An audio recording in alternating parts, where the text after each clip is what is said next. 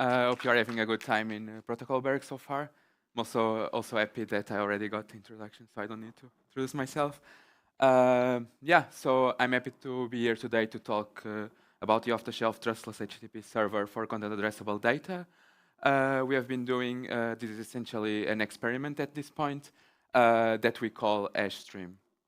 So this is a new perspective. Let's imagine that one could just curl any given HTTP server, and we don't really need to trust this server. We just need to trust the content that this server gives to us. So imagine this world where we have a static server. This server receives some request, and we get the data, we verify the data, and we don't need to consider any resource-heavy nodes, no complex protocols, no DHT, no discovery. And in the end, we still can verify every byte against its hash. So let's imagine how simple can serving content-addressable data be if we imagine it from first principles. This is how HashStream was born. So an exploration to rethink everything. I was previously working in Web3.storage and NFT.storage for quite some time since the very beginning. And there we started operating first with the IPFS cluster, where we were starting with, I don't remember well, but I think 3 IPFS nodes as a cluster, and these nodes would get more data, more read requests. They would need to advertise the content into the DHT to be queryable from other nodes.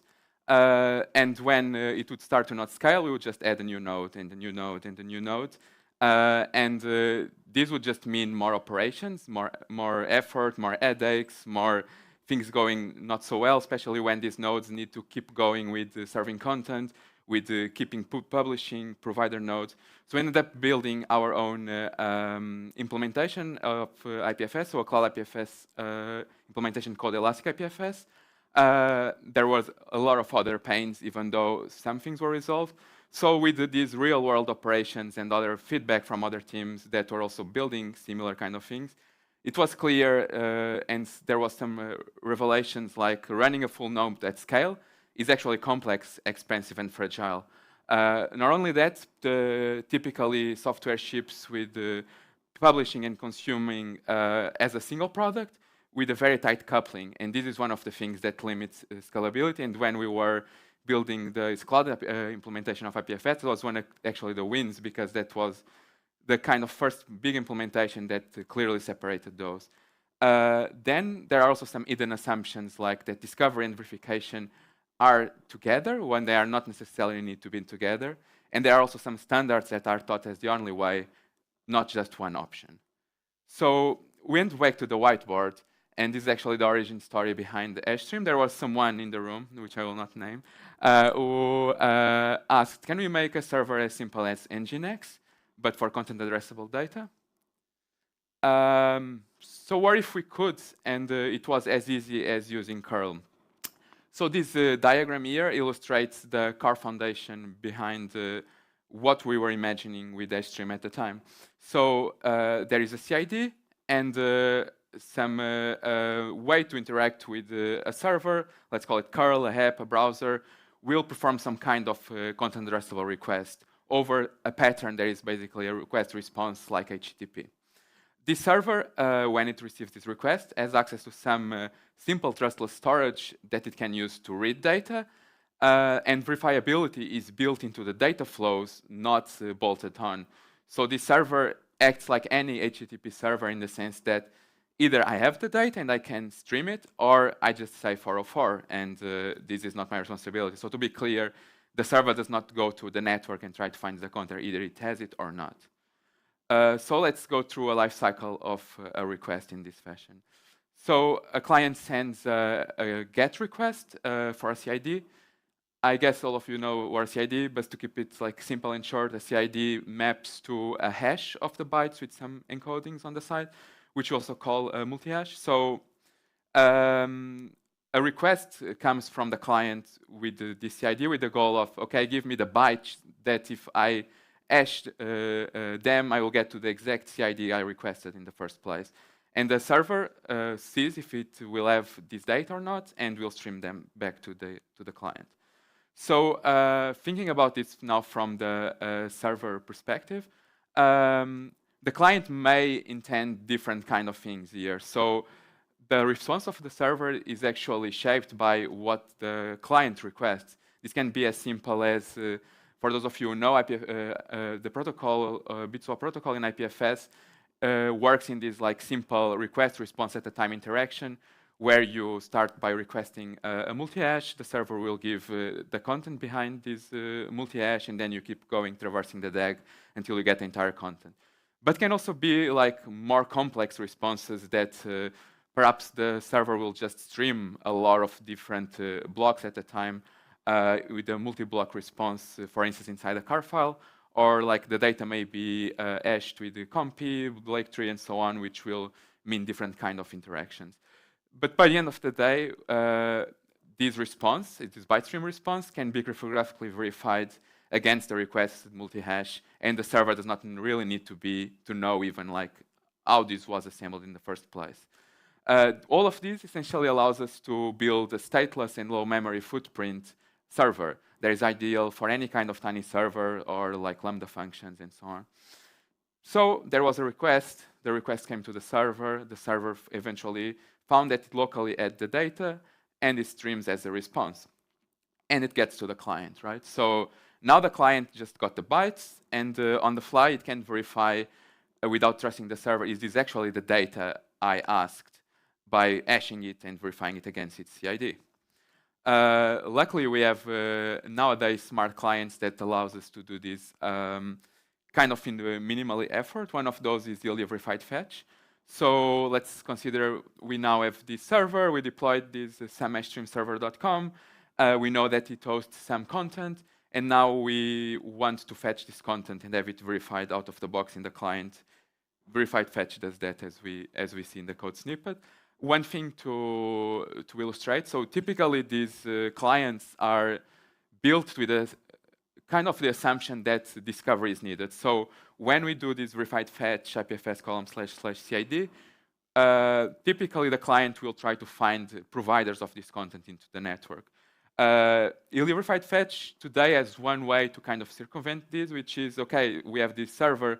This server is maybe just a static server. It does not provide anything on the way of like saying to the network, I provide this record. So we can actually tell to the verified fetch client, this is a gateway, you can try it as well to see if it finds the content. So these ergonomics are not great. It works today in this way, but we are actually trying to find more ergonomics alternatives. So one of these is the location into URIs, which essentially would allow clients to, in a non-interactive way, retrieve data by just encoding some kind of provider together with the CID. So let's consider the use case where we have a content publisher. This content publisher typically knows where the data is. Like the content publisher just published it, right? So it either is in some server that they run, maybe a stream server, or it's maybe in storage where they just pay some storage and to this content to be available in some endpoint. Or perhaps like they actually just want this as a short-term lived content, and they want to share with a friend, but they don't want it to be like public advertised on the indexes. So when content publishers publish data, like why not? They actually can encode a provider int next to the CID, which would allow smart clients to just see, okay, actually there is here a int. This provider int, this may be able to provide me the content, may also not be able to, but it's a hint. It allows me to, in a non-interactive way, just find the content and fetch it. So let's now walk through more what happens behind the scenes when actually, how does the client, or the server, sorry, gets this response created. So the server, HStream server, this green thing on the bottom, receives a request. This request has a CID, and now the server needs to figure out, okay, so where are the location of the bytes that will match to this CID? For this, it relies on this index reader, which is essentially a way to know, okay, what are the index records that we know that are associated with this multi-hash? And what is an index? So an index is a tiny server local map of multi-hash to multi-hash records, to index records. And we have been iterating on this index record for a while. So the goal here is to try to find a format that is not opinionated in like how was the data encoded, but more on like how can this multi-hash be the bytes that are behind this multi-hash are fetched. So let's focus, for example, here on the location as the first interesting property. So this multi-hash may be just a simple blob that is like a byte stream. But then imagine that actually multiple blobs may be concatenated together at rest somewhere, like, for example, inside a car file. So we may want to address the entire container that we call a pack of blobs, but we may also want to address just a tiny blob inside it. So with this location, it allows us to either say that the location is in another multi-hash, so for example, inside this pack that has multiple blobs inside, and also like within this byte range thing with the length and offset. But not only that, like let's now talk again a bit about the bit swap kind of interactions. So there are several ways to query data. In a bit swap protocol, one needs to be able to serve every single blob in order to allow bit swap to operate, because it's like one-by-one interaction to get every single thing. But what if we had other kind of more smart clients that would just either know like the entry route, and with that they just want all the content like streamed right away. They don't want these like go through the path one by one and have multiple requests. That's also possible. That's where these sub-records come. So basically, this allows us to like put records inside records in a way that, depending on how the query is made and which kind of queries we want to allow, basically we write indexes that support these queries. This could even end up being in a way that this bit swap protocol could kind of also give hints of, okay, I want this record, there is like some nested sub-record, but as a context, this is the top level multi-hash, which would also allow us to just decrease a lot the number of indexes, which is usually one of the most costly factor when running some content provider node. So going back into the diagram, now the server has some index records. And by the end of the day, for the server only cares that, okay, these index records are like locations with potential byte ranges where I need to fetch content in order to satisfy this request. So there it relies on pack reader, which the pack, as I mentioned, is kind of this pack of multiple, one or more blobs concatenated together, and just says, okay, like I have this location of a pack, this is the byte range, give me the bytes, and everything is kind of streamed back to the client. When it is on the client, the client can again verify the content and see if everything matches the CID that was requested in the first place. This maps to this code, and this code is basically about importing libraries and constructing them and like plugging pieces together. So you can think of HashStream as a collection of building blocks that enables you to create a simple server that just streams bytes and their multi-hashes in a way that they can be verified, but in a way that it's pluggable and extensible, that any kind of piece can be easily replaced by something else. So let's see in this example, in this code snippet, we have, for example, this S3-like index store.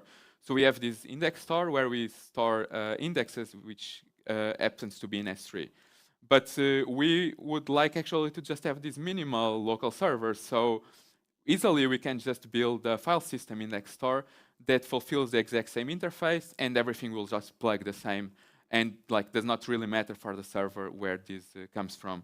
There are in the repository, there are clear interfaces and test suites that allows anyone to just build a new piece and plug it together in order to just stream data as they wish. So this also actually allows you to basically build your own reader. If, for example, you already have an index, but it's slightly different, you can build a new reader that kind of adapts to just fulfill the same kind of output in the end that the hash streamer expects, and you can just like plug and play. So by now, folks are maybe already thinking, how can I run my own Stream server then? It typically depends on whether one already has content-addressable data at rest or not. So despite the main goal of Stream being to serve content, like there is not a clear focus, at least in this point, on like how to write data. It's more about how can we serve data with the knowledge we have about like these index stores and these spec stores and so on. But despite that, like Stream also provides some writing toolkits that allows folks to just, if they are started, okay, like I'm starting, I want to be a content provider now, I don't have any content, maybe they can rely on this toolkit, or maybe they can just rely on what already exists to build content-addressable data and signed indexes on the side. But let's imagine that one already has content-addressable data and indexes, so that's much easier. It's just like plug with your own stores, which may mean that you need to write some adapter that just matches the interface to what is expected. But also, you may already have content-addressable data. For example, you already have a bunch of car files with data, but you did not index them. Of course, this will mean that you'll need to create some indexes and you'll need to process the data. But Stream also provides toolkit that enables you to easily just generate your indexes if you don't have those. Or you may be in the situation that you have indexes, but you will just like adapt them to the format here. Which, by the way, like if you have indexes and you think that the index record we have right now does not kind of fits the exact data model, yeah, let us know, because that we are still trying to figure out what is the actual best index record in order to allow any kind of encoding and hashing. So yeah, that would be really helpful. But let's now imagine like another concept that is typically not so done today in the ecosystem. Let's imagine like I'm a content provider. I have a lot of ton of raw data. Like I have a static server, I have terabytes of data, and like it will be really expensive and time consuming if now like I'm asked, oh yeah, like you want to serve content-addressable data, sure, like you need to transform all this data at rest and copy it to a different format in order to be able to serve content-addressable data. So actually, Stream also enables one to just come with their raw data and have it as rest as is, does not need to transform it, and be able to serve it as a content-addressable data. So if we focus a bit on this part, this last part, because it's also actually quite interesting use case to show how pluggable and extensible Stream is. So I have a file store there on the top of the diagram, and I will schedule every single file in this file store to be indexed, because of course you don't want to transform the data, but you still need to create these indexes that allows the server to know where the data is. So we have this proof of concept that uses UnixFS. It could use something else, but essentially at a schedule, like each file of the file store is read, its bytes go through this UnixFS encoder, but in opposite to what typically happens in UnixFS, which is it just writes down a new copy of the file encoded in this way. We completely ignore this part and we only focus on how the DAG is actually created. So in the end, this file would mean like a DAG with some blocks and the links between them and so on. And what we care about here is just how can we store the multi-hash of every of these blocks and point them to a location that is actually in the original file store, so that we don't need to write a new thing. So this file processor essentially does that. It writes to the index writer, index records that just say the location is in this path in this file store, and byte ranges where like this content is. But then, because UnixFS actually also needs to, so this is a bit implementation detail, but UnixFS also needs to have stored its root block in order to allow us to just be able to serve this UnixFS-like encoded data. So this extra part that you need to store extra, we are here storing in PEG-store, but you could also store in an alternative store, which basically allows you to store these auxiliary records that are needed in order to serve the data. So now we have this index store, and it already has index records for the stuff that we have in the file store. So can we now just like extend the previous proof of concept of Stream to actually also allow that? Yeah, so we can just like get to a piece and slightly change it. So we ended up building this new UnixFS pack reader that is slightly different from the pack reader before. So it essentially just sees when it gets the index records from the server in order to serve the bytes. It sees, okay, so the location from this is a path. So this comes from this file store where the original raw files were. So I just get like the byte ranges from all these files that are stored there. But then if I ask to get this root block, I go to the pack store. So we easily just like plug this piece. We wrote like a few lines of code, and we can just plug this new piece with HStreamer and be able to serve now this data directly from your raw files in the file store without being able to store them. So to wrap up, with this proof of concept, we explored the hypothesis about reads and writes can actually be fully independent. Content discovery and content addressing are separable, and not only that, but content discovery is optional if we just care about fetching and verifying content, which means content verification can be really simple and efficient. UnixFS and car files are optional patterns. They are not really required to just have a content-addressable server. Existing data can be served as content-addressable data by combining it with its raw format and lightweight indexes. And with all of these, we can also conclude that we can just build the lightweight and stateless servers and be able to even deploy it in environments like Cloudflare Workers. Yeah, I'm happy now to take questions. I invite you to explore HTML today. You can also scan the QR code to go directly to there. It is a foundation, fork it, extend it. You can replace it pieces, build new systems. Tell us how it goes. If you are interested or want to explore new things, yeah, reach out. Thank you.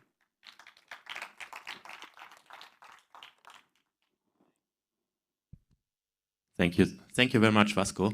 I hope you just scanned the right QR code, because there were two. Right, moving into Q&A. We already have a number of questions, but you still have time. If you would like to add yours, please do so now. So, first question, by popularity. Are there any ways to verify that the HTTP server itself is legit and isn't compromised? I mean, that's a good question. By the end of the day, with the main goal here of someone who wants to fetch data from this content provider is to get the data that they care about. So they don't really care if the server is legit, unless it, of course, would give different data. So in the end, you just want to trust the content, and you receive the content, hash it, verify it's the same CID. The content was not like changed by a government or by anyone, or the server is not compromised. So that's more the direction here. Yeah, sounds reasonable. Next question.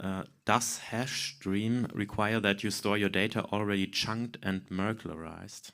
Yeah, so that's probably a more early question. Like this last part of the presentation was actually about how you can serve data in its raw format, and the only thing you actually need to do is process it to create the indexes that point to the original data. So now you don't need to chunk it or encode it or anything like that. That's great. So, next question. What are the upsides and downsides over the in-browser gateway, in-browser.link? Yeah, they are not necessarily competitive. So this is more about you are a content provider, you have your content and you want to serve it in a content-addressable way.